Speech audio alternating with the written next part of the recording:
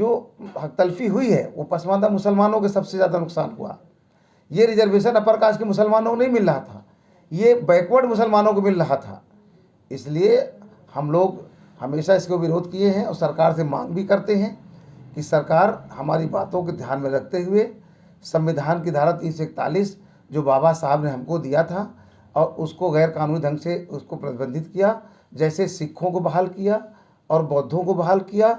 मुझे बहुत खुशी हुई कि मेरे साथ जो लोग हमारे साथ थे उनको आरक्षण मिलने लगा, मैं उनका स्वागत करता हूँ।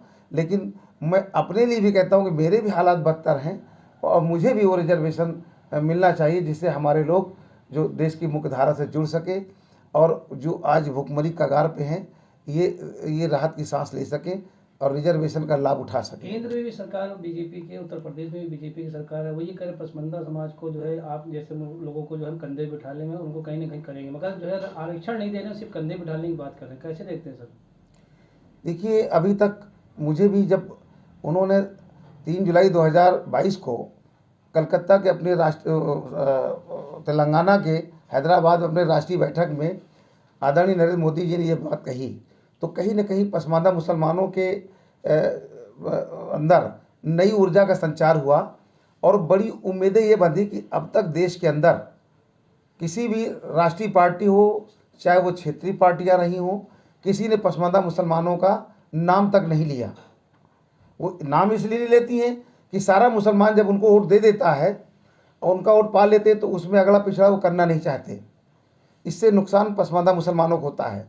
तो माननीय मोदी जी के ये बात कहने के बाद हमारे लोगों के अंदर थोड़ी उम्मीद जागी, लेकिन 1.5 साल का वक्फा गुजर गया, ना तो कोई कार्य योजना बनाई प्रधानमंत्री जी ने, ना पसमानदा मुसलमानों के लिए कोई व्यवस्था की, ना कोई लाभ हुआ।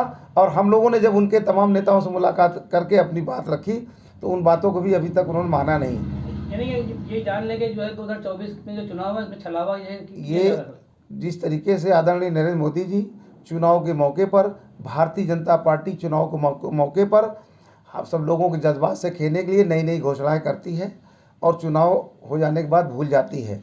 तो मैं समझता हूँ ये जुमलेबाजियाँ जो होती हैं, तो एक पसमानदा के लिए जो घड़ियाल आंसू बहाना, ये भी प्रधानमंत्री जी की एक जुमलेबाजी में भी शामिल हो जाएगा। सरकारें बहुत रही हैं, सपा की भी रही, कांग्रेस की भी रही है, आप जो है हर तरह का मामला देखा जाता है, मगर पसमानदा समाज अब किस करवट बैठेगा 2024 के चुनाव में भी? क्या लगता है कि कौन आपका साथ दे सकता है और कौन नहीं दे सकता? कहाँ तक क्या आप कदम बढ़ाएंगे आप ही? देखिए, भारतीय जनता पार्टी को मैंने मौका दिया, अगर वो पसमानदा समाज के लिए सच में हितैषी होती तो वो कोई कार्य योजना बना करके लाभ पहुँचाती तो आज पसमानदा समाज भारतीय जनता पार्टी में होता और लोग चाहते भी थे। लेकिन उन्होंने दूरियां बना के रखी और नफरती बातें करना और हम लोगों को परेशान करना, फर्जी मुकदमे में डालना। तो इस देश के अंदर जो नफ़रत फैला करके राजनीति करने वाले लोग हैं वो पसमानदा मुसलमानों के हितैषी कभी नहीं हो सकते हैं। इसलिए हम लोग चाहते हैं कि जो ये इंडिया गठबंधन बना है, क्योंकि भारतीय जनता पार्टी से उम्मीदें ख़त्म है, मुसलमानों से नफरत करती है वो, तो वहाँ पर हम उम्मीद नहीं कर सकते। एक मौका था कि वो हमको अपने साथ ला सकते थे, लेकिन ऐसा उन्होंने किया नहीं। हमने 2 कदम आगे बढ़ा, हमने अपने कदम बढ़ाए, वो उन्होंने हमारा स्वागत नहीं किया।